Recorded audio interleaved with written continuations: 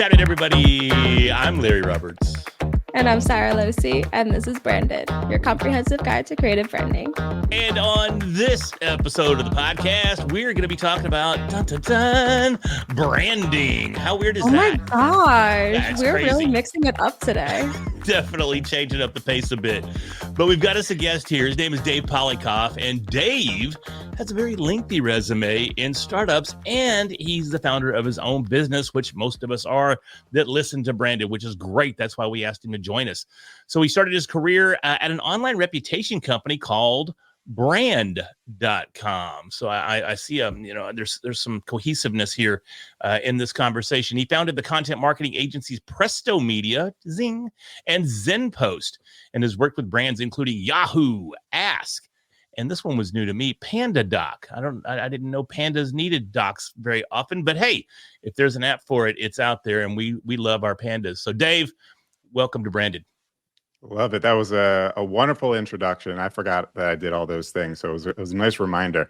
And Panda Docs, pandas need documents too. And we were there to help get the word out amongst the panda community. So, that's awesome. Branding for all. You're doing the Lord's work. Like this is my acreage of bamboo right here. I've got a contract that says that.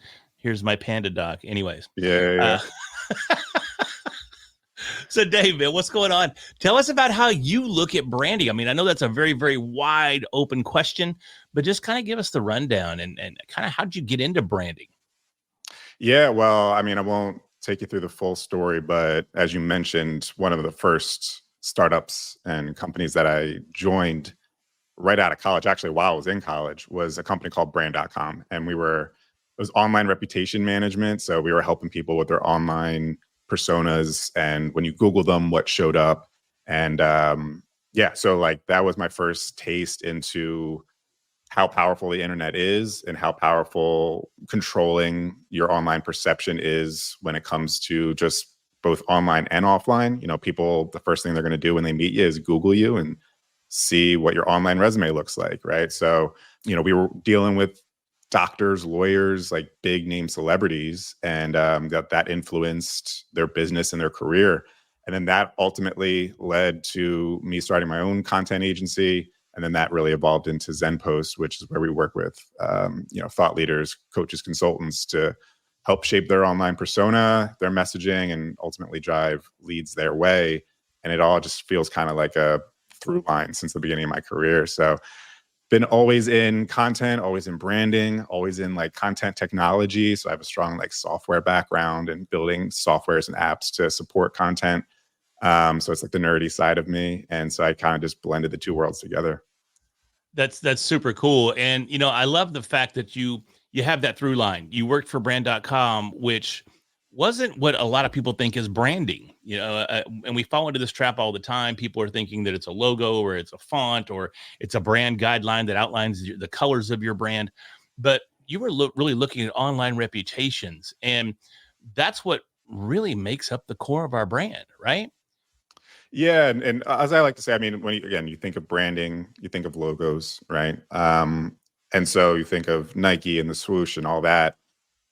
And what I'm more focused on, and I think is kind of where the world is evolving to, is people want to buy from people instead of companies. And that's why on TikTok, all these like logo companies are now putting faces to the names through TikTok accounts, and they're kind of joining the conversation that way. But what I like to say is, your profile picture is your personal brand logo. And so these days, the branding, the logo really is just, your face in a way. So I think branding in a sense is evolving over time now, as we get more into like the individual as the business, which is just really exciting. That's the stuff that I really love. And I just, people being able to step away from maybe a career that they weren't happy with, and really just make a name for themselves with their own products and services and be kind of a me LLC. And so, branding in my eyes is really just taking the experiences you've had throughout your life, the knowledge you've obtained, the resources, the methods, the deep beliefs, systems that you have, and then translating that into products, services that other people can opt into and learn from you. And that's kind of like the the digital age we're getting into is just really kind of democratizing the education of being able to learn some of these big business things. So branding is important now from like the individual perspective, because if everyone's a brand, there's 8 billion people in the world, and there could be 8 billion personal brands. How do you differentiate yourself against the consultant coach next door? And that's where branding really comes in, because it's like, what's unique about you? What's your way of doing it? What's your ideology? What's the little quirks, personality quirks about you? What's your story that people are going to resonate more than the coach next door? So that's where branding really comes into play. One of the things that I get asked about a lot is the difference between like a personal brand and a professional brand, like a business brand, and like how we have to go about things differently. And you, like we said in your intro, you've worked with some pretty big name companies, but now you're focusing more on the individual. What do you see being those biggest differences when you're building that personal brand versus when you're working for these big companies with their brand? It's a really great question, and actually really timely, because I was just on a sales call yesterday. Someone who actually wanted to use Zenpost for a client of theirs, which was a business. And at the top of the call, I was like, well, we more so focus on individuals. And he asked the same question. He's like, well, can you still, apply the same services to a business? So it's very timely. But yeah, I would say it's very similar in the sense of there's still the core pillars that, are our core pillars for your strategy overall, what we call the personal brand blueprint, which is your messaging, understanding who your target market is and what their needs are and what your history as an individual or a business is, and then kind of combining those two things from a messaging and sales messaging perspective. The other things being like your digital billboards, online profiles, website, lead magnets and such. And then lastly is just the actual awareness of your brand. So content creation, content marketing, outbound engagements with other accounts and such. And all of that, I would apply the same strategies, very similar strategies at least, to businesses as I would brands or personal brands. But I think the core difference there is just from the individual's perspective, right? Because a company is more of a enigma of multiple thoughts and leaderships and VPs, and is, a accumulation of a lot of things. And then that needs to be distilled down to a few core things and then represented. While from like an individual, you're kind of looking at it just from like an individual story, what they personally went through, what their personal ideologies are. And so again, I see all of us, we should all be looking at ourselves as a business. So that's why those things correlate so well. But I think it's just more elements are involved in a business. There's more stories to be told from different individuals, the CEO's history, the founder's history, different departments and such. And just a lot of bureaucracy too, when it comes to, to businesses too. So there's certain things you can't say, the legal processes behind all that kind of stuff. And so it's sometimes limiting. But with individuals, you're representing yourself, how you want to be represented. There's no real bureaucracies there. So I think it's very similar, but it's really just kind of comes down to like which story is being told, whose story is being told. And also just from like a personal standpoint, why we switched from businesses working, B2B to working with individuals is because it's kind of that bureaucracy element is like when we would provide services to a business, it was like we were helping kind of like an entity grow, but we never really felt a connection between what we were providing and the end result. But when we work with individuals, like we see an individual's life change, like they're driving more sales, they're getting more revenue into their business, and like they're able to take time off of work, they're able to go on that vacation, they're able to support their endeavors and family. And we get direct feedback, like you've helped change my life. And that's been a large part of why we really focus on individuals now, is just kind of like that immediate ROI from us in terms of like seeing the impact and ROI of our services. I was just going to say, it makes me think of like Small Business Week, when everyone's like really pushes for people to go shop small. And I've seen signs that say like when you shop at a small business, you help the owner's kid get braces versus when you shop at a big company, you're helping the CEO get like another Ferrari. Right. And Right. it's Yeah. very similar, but it also makes me think like there's people that haven't really started that individual journey yet. And another thing that I get asked a lot is when you're still working at a big company, how do you start building that personal brand without like crossing lines too much? Have you seen people do it well? Have you seen people do it poorly? Like, what would you tell people that want to start building that brand before they cut ties with their 9 to 5? Yeah, well, I'll start with the idea of a lot of people who are in the W-2 9 to 5 profession, I think default to thinking they don't need a personal brand because I'm not selling services, I'm not a coach, I don't have an offer or whatever. Our strong opinion is that's just absolutely false. Everyone really needs a personal brand, or at least control their perception online, largely because even though you're in a W-2 profession, you still need job security. You're still going for that raise. You're not going to be with that company forever, and you're going to be going maybe to your dream job, and you're going to be applying for that dream job somewhere else. And again, the first thing they're going to do is Google you. I mean, resumes are nice, but really it's, let me look you up online, see what you've done, see what your opinions are and things like that.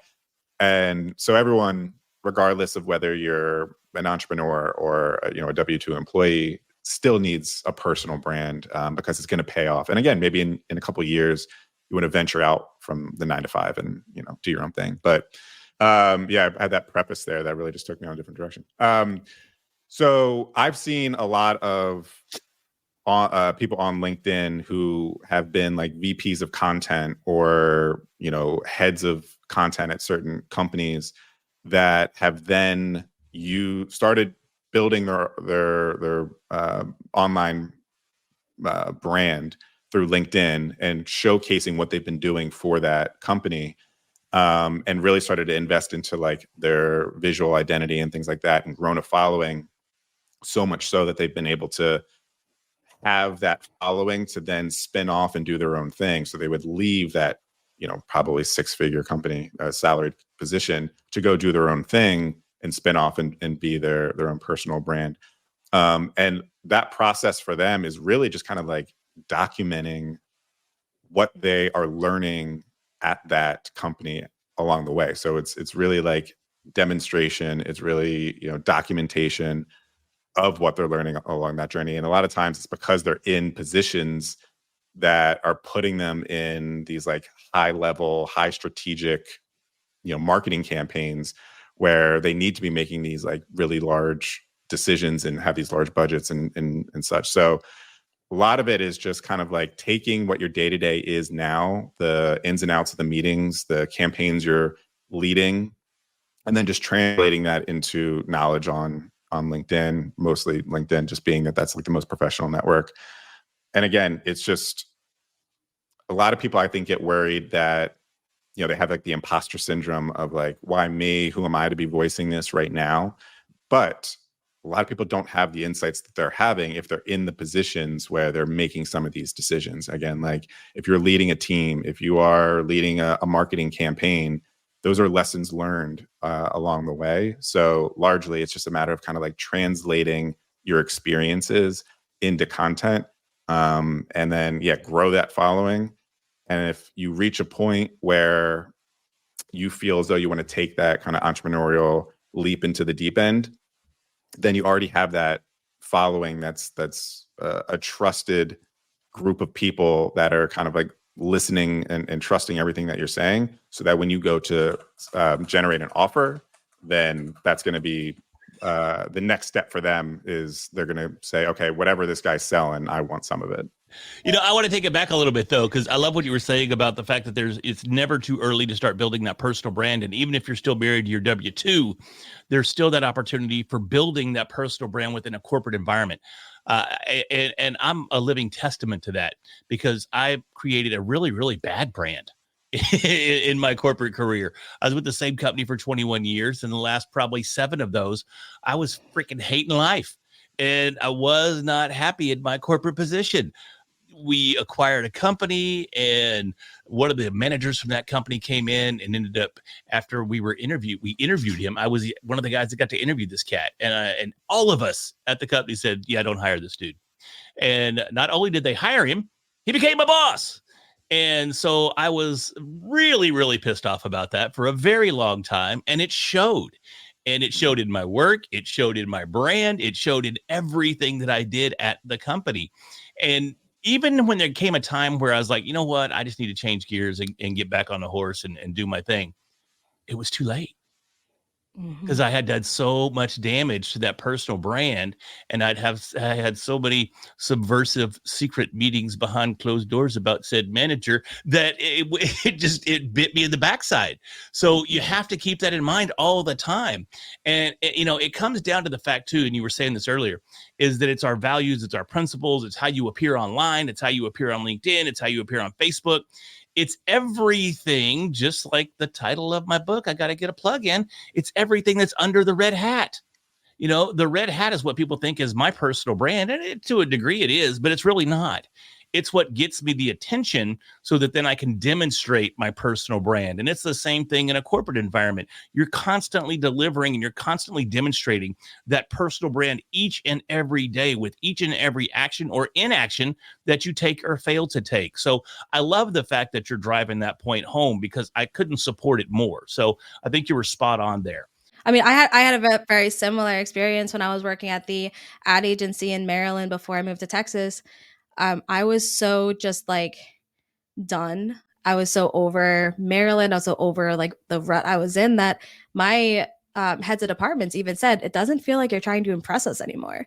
And I'm just like, yeah, I'm not, because I feel stuck. This feels so dead end to me right now.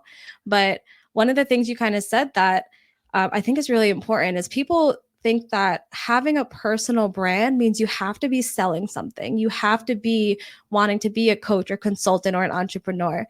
Your personal brand is just the like digital embodiment of who you are. And that is really important, even if you're just applying for another job.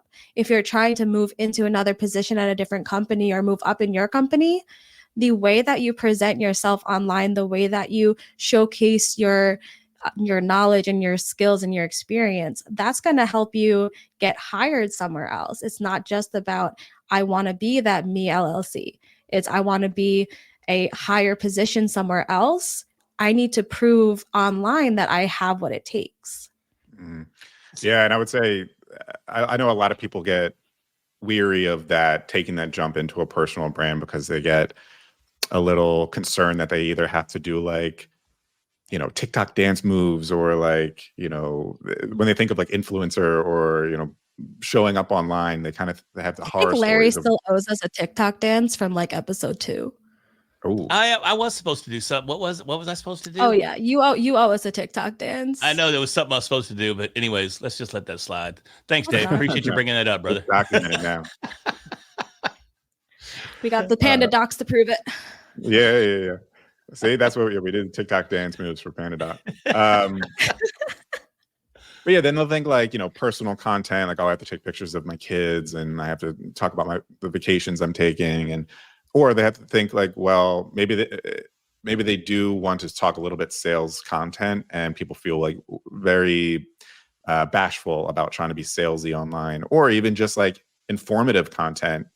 They don't want to come off as a know-it-all, or like, shoving facts down your throat all the time and such. So it can be difficult to feel comfortable getting into content creation and starting a personal brand, because you might have the knowledge, the experience and such, but translating that into content that you feel comfortable with and in, is sometimes very difficult for people, especially like, video's huge, podcasting, LinkedIn has, vertical video, they're pushing really hard now. So people see the value of showing up on video, but can be so uncomfortable pressing record. And so I think there is this like gap between people maybe knowing that they should start a personal brand, knowing that they should be creating content, but just not knowing how to translate what's in their head, translate their stories into content. So that's usually where, starting small, just starting with like commenting on other people's content, because even comments is content, and then kind of working up the courage to start posting on your own. Yeah, I think it's funny because Larry Roberts is a fraud. Discuss. Yeah, I appreciate that. Thank you. Yeah, some cat. That's my one hater in there, and we love it. We love the fact I was a hater. Somebody posted that I was a fraud on, what is it, Rumble? I think is what it was, or something like that. But anyways, God, now you got me. I had a point, and it's gone. Where was it? Oh, I think it was about creating content and being afraid to hit record. It's interesting because Sara and I just started recording some educational content, right? And actually, we did this yesterday. And with this educational content, it's scripted, right? We built scripts for it. Well, ChatGPT built scripts for us, but we were using scripts for this educational content. And after recording it, we kind of had this little epiphany in that we seem to be having more fun and seem to be more natural and more ourselves than sometimes when we're doing a podcast. Because we have these, and I've been doing this shit for 10 years. You've been doing it for 5 or 6. I don't know. It's a while. Yeah. So we have these preconceived, we'll just say years for Sara's been doing this for years. But we have these preconceived notions. We have these preconceived notions of how this is supposed to look, how it's supposed to feel. And it even takes me back 10 years ago when I recorded that very first podcast episode. And me and my co-host, Jamie, we had a Yeti snowball, which if you don't know what that is, it's a microphone by Yeti. And it's round. It looks like a softball, basically, but it's literally a round microphone. And we were so careful with everything we did. We enunciated every word clearly. We made sure there wasn't mouth noises when we were speaking. We wanted this to be perfect. And it was the biggest piece of shit that anybody's ever recorded in their lives. And we didn't even release it because it was so freaking bad. And I think that's just a testament to the fact that people they're hesitant to hit record. They're hesitant to create content because they have this preconceived notion of what that means. When really, it literally is setting up a decent environment. Sara's got an amazing studio office. I've got a fairly decent one. You got your own setup there that's awesome as well. And it's setting up an environment that's conducive to creating content and just talking, hitting record, getting excited about it, having fun. Don't put on airs. But I laughed a minute ago with Sara when you said that your bosses at the time said, it doesn't feel like you're trying to impress us anymore. That's because, bitch, we're not. We're not I'm not trying to impress anybody. Yeah, and it's just like that dude, the same dude, he called me a subordinate in the very first meeting we had. He goes, well, as my subordinate, you need to... Bruh, I ain't nobody's subordinate. You've probably never gotten out of a chair faster. Dude, no. And I got bad knees, but I still flew out of that chair. Wow. Like, man, come on, man. So it's all about, it's not about impressing people. It's not about, what do we call it? Chain of command. It's all about just being yourself, having fun, creating content, and building that real brand, being who you are and tapping into those core values and demonstrating that on a consistent basis, whether you're an entrepreneur or whether you're a W-2 employee. Yeah. And obviously authenticity is like one of the keystones that you always come back to with personal branding for that reason. And so people can understand who you are. Do you share core values? And also too, if you're a coach or consultant or anyone that you're going to be spending time with, maybe you're a realtor, real estate agent, and you need to do showings with the person. If you're going to be spending time with them, whether it be virtual or in person, you also just want to like the person. So, showing up as your authentic self and just being natural helps people understand, okay, how are you going to be on a Zoom call? How are you going to be when we, meet up in person, or if you're a fitness trainer, when we're in the gym and things like that. So, translating who you actually are in real life onto camera, critical just for the sake of you don't want the whole bait and switch thing. But it can be difficult a lot for people who are just getting started because they feel as though they need to come off a little bit more polished and professional because they're seeing people who have got the reps in and feel more comfortable in front of the camera. I'm sure if we all go back to our first videos, we are not as polished as we are today.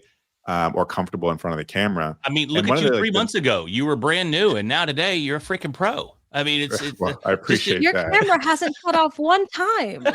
Yeah. All right. I'm still learning about how to be on camera because I had my cat toy just went off 10 minutes ago. It's just, I need to lock myself in a chamber of quietness. Love it. But yeah, I interview people for my podcast, and when I see that they're really comfortable and great on camera, I'll ask them like, how did you become so authentic and natural on camera? And the number one thing I always hear is they just get the reps in. And over time you figure it out, and you stop looking at the camera as though it's your enemy. And it's a quote I heard the other day is in terms of like, how'd you become such a great speaker? And one of the mindsets that she discussed was the idea of like, okay, say you took a time machine back to you're on the Titanic, and it's like 30 minutes before the iceberg's about to hit, and you knew the iceberg's coming, right? You would go to everyone and you would voice what you knew with such like passion and energy, and it would just come across in such a way of like, I know something that is going to save lives. I need people to know what what I know. First go to the captain, go to the one driving the boat. Bruh, I would go to whoever that dude was, the ice bag straight ahead. I would just I'd go to that guy. Make sure he has his moment. But yes, I'd go to the captain and voice what I knew. And I love that like concept where, when you stop approaching it from like, what do I look like? Do I look good on camera? Am I coming across smart? And more so about the other person, like who you're actually trying to, educate and give value to. I think you come across a little bit more natural, just because like it's less about you and more about them. That just goes back to storytelling and telling what you know. I'm just gonna keep plugging. I love that. I mean, people should really open this book. Zing. Link in the description. Find it on Amazon, openthisbook.com. Anyway, I feel like a lot of people are trying to create the same content that everyone else is creating because they think like that's what they're supposed to do. Like this is what people are putting out. I have to put it out. But you said something about real estate agents before, and it made me think of there's a real estate agent on like TikTok, Instagram Reels, whatever it is. No idea what his name is, but all of the real estate agents, you see them going through a house just like, this is the master bedroom and look at this like ensuite and like, that's great. I don't want a house right now, so I'm not even paying attention. But there's this one real estate agent that makes me pay attention because he's so authentic and so funny. And instead of just like, this is how amazing the house is, it's like, y'all, I got to pay my bills. Someone buy this house. Look, there's a bathroom. It's great. But seriously, someone buy this house. Right. I've got a car payment to make. Like, it's so funny because it's so real. Like, we all get that. We all get like, yeah, no, I want to make this seem really great. But the whole point, I'm here because I need y'all to pay me. Like, I need to make some money. And it's just so authentic. And it's so different than the rest of the content that is being put out in that niche. And I'm not in the market, but I watch it. Same thing. There's him. I don't need to buy a house. 100%. There's a dude that sells cars that just caught my attention, I don't know, a couple weeks ago. And he's stitching in the popular video memes. And then he cuts it off and he goes, yeah, that's great and all, but I got this right here, 2021 Jeep Cherokee that's ready to rock and roll. Come see me. And he just ties them in so seamlessly that he's capitalizing on the popularity of a meme and then going, yeah, whatever, that's bullshit. This is what you need to worry about. You need this 21 Jeep Cherokee right here, so come holler at me. And I love that dynamic interaction and the way that he's using content in a very unique and very authentic way. And I've sent his videos to all my car sales buddies because I'm like, bruh, you need to do this right here to get the attention that you're after instead. Because I've got some friends that are in the car business and they'll go, oh, thank you to so-and-so for buying this new ride from me. It's so great to have you as part of the Dodge family or whatever the hell it is. And that's great and all. It's give them props and all that fun stuff. You might get some referrals, but it doesn't get attention on social media. You know, they end up with 1 or 2 views, which are their friends or the person that bought the car that's engaging with the post. But if you do something that's creative, if you do something that's authentically you, that you tap into that creativity, you get that attention, you get that engagement. And I'd be willing to bet that dude that started doing these videos, I guarantee he's salesman of the month. I guarantee it. I think one of the key things with like, yes, authenticity and all of that, but the unexpected piece of it, like everyone expects those, thanks for buying this car from me. Everyone expects those, here's a house tour of what's on the market. People aren't expecting like that to come after some ridiculous meme. People aren't expecting the like, I don't care about this house, guys, just buy it because I'm broke. Like those are things that people don't see coming. And I mean, I talk about this in my book, Open This Book, available on Amazon. But I talk about one of the key pieces of being compelling in your storytelling is you have to make it unexpected. And it's so important, even in content creation, do something different, do something that we don't see coming. And it's Yeah, and going to be so much easier to resonate. I think the reason we're seeing a lot of copy paste is because it's easier to see what a competitor or someone in the industry is doing that's working and going, okay, then I'll just do that. And If unfortunately, it ain't broke, don't fix it. yeah, and unfortunately, a lot of times that still does work. That's a lot of the creator economy is just like, especially you see it on TikTok, is like if there's a trend going on and people are getting millions and millions of views on it, they're going to hop on it too. Or even if it's just a video that did really well, they're just going to like copy it, copy paste and literally like word by word do it. And to a degree, there's some strategy in there in the sense of like if something's working, do your variation on it, because obviously that resonates, whether it be the topic or the format or whatever. But yeah, it's just when the whole industry kind of just, it's like a school of fish that all just kind of swims together, and you just continue to see the same types of content. So it really takes you got to applaud the people that really do get creative with that kind of stuff and go, you know what, like this is who I am. So I don't care what everyone else is doing. This is who I am. And this is how I'm going to approach this content. And if it works, it works. And I think you early on in your content journey, it's good to see like what's working, try your hand at that type of format just to kind of understand what it means to create content, the process of content. You don't need to be this like creative genius right out of the gate. I think it's best to really just understand the process of creating content and staying consistent with it and understanding why a piece of content did better than another piece, and just like have the training wheels on for a bit. And then as you find your voice, as you get like comfortable in front of a camera, as you understand how to work a camera and all that kind of stuff, an editing tool and all that kind of stuff, then you can start getting a little bit more creative. And I think eventually you'll find something that just hits, and then you double down on that and you kind of continue to be in that lane. And I think that's why when you see these people who are doing something so unique, I can guarantee that wasn't like what they did for their first video. I'm sure they kind of built themselves into that, found that, oh, my audience really loves when I do this. And then they just kind of double down on that over time. Even with the things that are trending, like those trends that everybody does, the ones that I see that I'm just like, okay, that was really cool, are the ones that take a trend, but then flip it to have something that is still unexpected. Like you see all of these videos that are young girls dancing, but then you see the same dance being done by someone's grandmother. And I love those videos because it's like, okay, I've seen a million like 20-something-year-olds do this, but here's an 80-something-year-old doing it, and I'm worried she's going to break a hip. But it's so funny because it's so unexpected. So anything you can do, stop giving me that look, Larry. Anything you that's can ageism, do. Sarah. I'm what loving the your content. I'm algorithm is, concerned for her health. You don't want to know my TikTok algorithm. It is just a mess. If you're watching 20-something-year-old girls dance, I do want to know your algorithm. Yes, actually. That is personal.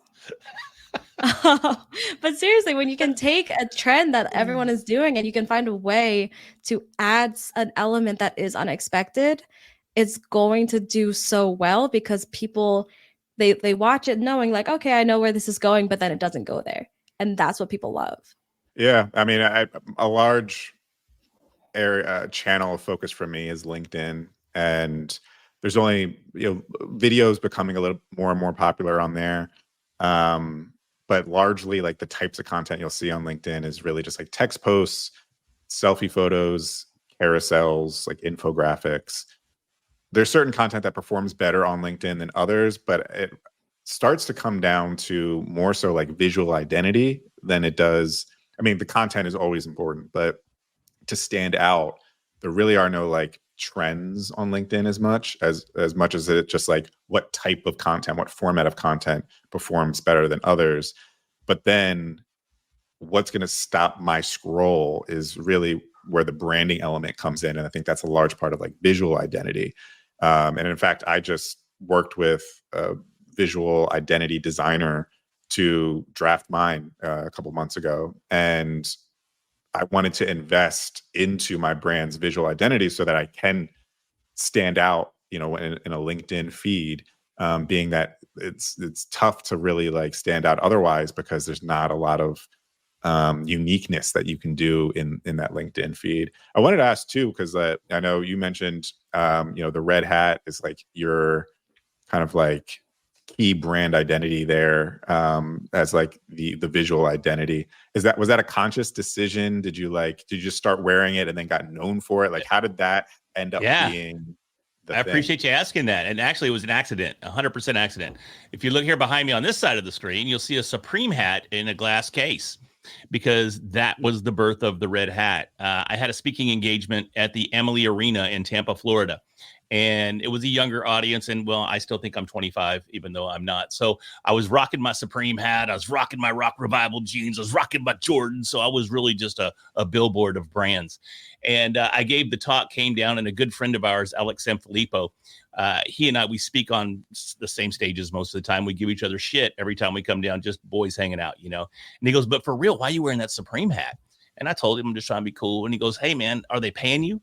And I'm like, bruh, I'm a middle-aged white male. They'd pay me not to wear it, if we're being honest here. So he goes, then don't wear their stuff on stage. Don't wear somebody else's merch on stage unless they're paying you. He goes, but I love the red, because although you can't tell here, I'm about 6'3" and about 240. And so I'm a big guy. And he goes, with that red hat on, you're like a beacon. I can see you all the way across the arena. So it really made me stand out. So I went home, tossed the Supreme hat to the side, bought a $6 unbranded red hat. And within a few months, I was the red hat guy in the podcast industry. And then a few months later, the AI industry, and it just continued to evolve. And the red hat is where it's at. So now all of my branding is black and white, except for the red hat. The red hat's always there. And it's landed me speaking gigs. It's gotten me clients. It changed my life, literally. And it's only been, 3 years, Sarah? Something like that. Yeah, about 3 years. And it just changed everything once I found this identifier. And, we talk about authenticity. It just happened to be red, but I always wear hats. So it's just a natural thing. And you don't even like red. Yeah, and red's not even my favorite. Blue's my favorite color, so I did work some blue into the background here. But I just, I don't hate red, you know what I mean? But it really wasn't my vibe. But from that perspective, but I adopted it just perfectly fine. And I've, again, always wore hats, so it's super, super natural for me. And it just works. It just works. So, and it's probably about 4 or 5 months after that talk, I was at Bitcoin Miami in Miami, Florida. Massive conference, 30 some odd thousand people in attendance over 3 or 4 days. And over those 3 or 4 days, I was there as a podcaster, content creator. Multiple people that I didn't even know walked up and said, aren't you the podcast guy? And I was like, yeah, how'd you know that? And they go, the red hat. And I was like, holy shit, this is 100% legit. So changed the business name, changed everything, and that's it. And so the red hat is my gig.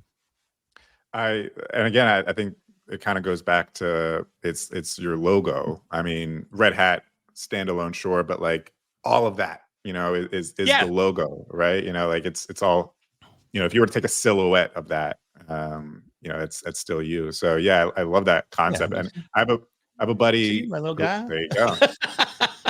See, I thought I was in the branding game, but I don't have a bobblehead of myself. So I didn't buy it. It was a gift. So I'm not that. I got to reach. My ego's not that big. I didn't buy it myself. So okay. Isn't that also from Alex? That actually, it's from Alex and a few others. They pitched in to get me this. So I think this was my birthday last year, maybe. I think year before 2 years ago. Yeah. But anyway, yeah, it's fun. That's awesome. I have a buddy who also deeply invested his personal brand online, and his thing is confetti. And that's kind of like the thing that he's taken and used as like his shtick. So all of his social content incorporates confetti. He works with staff. He oversees staff and uses confetti in real life to kind of like boost morale. And it's kind of like a symbol for him. And it just kind of like happened organically. And and now it's just like he has a business and a book that incorporates the concept of confetti. So it's like throughout his entire brand. And I asked him, he actually was on one of my podcast episodes. It was the first episode of my podcast episode show. And I just like asked him like where that came from. Like, how did you, that's so unique. It makes you stand out in the feed, and just like such a nice cohesive thing to do from like a branding perspective.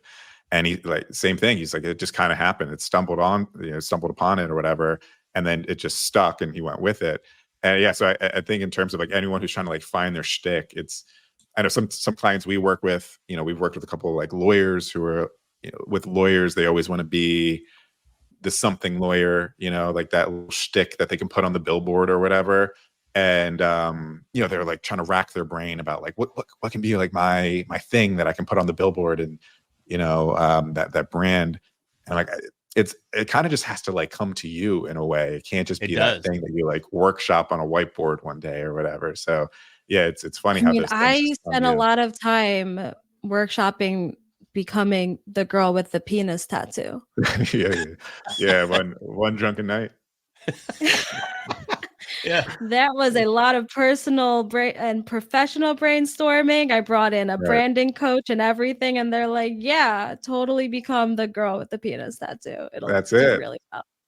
You brought up lawyers, and I think it's hilarious. If you want to see a really cool lawyer, his name is Brian Wilson. He's the Texas Law Hawk. And he is one of the most creative lawyers I've ever seen in my life. He has some of the best videos. They are insane. And he just works in that whole hawk theme. Not Hawk Tua, by the way, just the hawk, the bird. So yeah, that's trademark. Yeah, it's Hawk Tua is a whole other gig. But the Texas Law Hawk, I had a podcast, I don't know, a long time ago, and actually had him on the podcast, and it was hilarious. He's so creative. His content is so next level, and it just stands out because, you see all these other lawyers chasing ambulances on commercials and doing this and that to get attention, but this dude just takes it to a whole nother level, and it shows you what you can do if you do stumble on or find that niche that you fit into that's a natural fit for you, and you get creative with your content. So, Brian Wilson, if you're listening, hook a brother up. Let's do some sponsorships. So anyways, Dave, man, I love this conversation. I always love talking to other branding experts. Before we wrap it up, if you were going to give us one little piece of advice to find our brand, because before we hit record, we were talking about, on this episode, we're going to talk about mistakes that branding make, people that are trying to create brands tend to make. We didn't really go down that path 100%. But if there is one thing that you saw was the biggest mistake that people made, what would that be, and what could they do to change that? Yeah, I think the number one mistake for people who are trying to go from 0 to 1 is really trying to bite off more than they can chew too early. When we say go from 0 to 1, we literally mean go from posting nothing to just like posting at least one post in a week, right? And we talked about it earlier in this podcast about the idea of starting small so you can understand the foundation of what makes good content, and studying other people's content, dissecting like the formats and the topics and seeing what works. And that takes time to really master and understand, especially when you're creating like content in front of a video and understanding how a camera works, backdrops, all that kind of stuff. It can feel overwhelming, and you feel like you can't start until you have like the sexy studio or like the really nice brand design, visual brand design. But really, it's just start as simple as possible and work your way up to, that status that you see some of your other favorite creators do. And, again, we mentioned earlier as well, starting simple can just mean showing up and commenting on other people's content and finding what your voice is, what opinions you actually have. In fact, I find that sometimes the best way I come up with topics is going on to other creators' accounts, consuming their content, and then saying, what opinions do I have on this topic, or what do I have to say about what they're saying, and then replying in like a really insightful way on that post. And that's just like warming you up to getting the idea of like, what do I have to say? Do I actually have strong opinions on this? And then when you go to actually create content, is start small. Don't worry about the fancy like designs and video edits and all that kind of stuff. If you're not technical, don't edit, don't try to create video right out the gate. Start with text posts and start with, a couple posts per week, and then work your way up. A lot of times people just try to become their favorite creator right out the gate, and they fumble on the idea of, I need to figure out how to use all these softwares and these camera setups and the studio setups, and they get too bogged down in the stuff that actually doesn't matter. Super cool. And I can't agree more. And I watched a video this morning talking about podcasting and how, this whole podcast thing, it's just getting out of control. And what we're seeing, in the industry is roughly there's 5 million podcasts that are out there, thanks to the COVID creators that jumped on board. But here's the kicker. Only about 17 to 18% of those are active. So people jump in there and they try to be the next JRE, or they try to be the next Your Mom's House, or That's How This Works, or whatever their favorite podcast may be. And then they realize all the work that goes into it, and it becomes extremely intimidating. It becomes extremely overwhelming. And then they pod fade and they're gone. So I love the fact that you're talking about just taking little bites at a time. Just start. Comment on a post, create a little content, and then build and build and build. So, Dave, I appreciate it, man. Thank you so much for the conversation. Absolutely. Thank you both for having me on. And sorry for all the additional technical difficulties that I always have during these things, but for bearing with me. It was a great combo. Hey, I thought it was great. And we didn't hear Sarah's dogs bark today. So that's, I think that's the first in the last probably 40 episodes. So we're all making progress. So, Dave, where can people find you, man? Absolutely. So yeah, if you want to learn more about what I do and who I do it for, the best way would be just to link up with me on LinkedIn. Again, name's Dave Polykoff. I'm sure the link will be in the description. But yeah, friend request me, say that you found me from the Branded podcast. So I know you're a loyal listener. And chat on there and we can exchange info, and I can kind of show you what I do by just looking at my own personal brand on LinkedIn. Otherwise, check out my personal brand agency, Zenpost, at zenpost.com.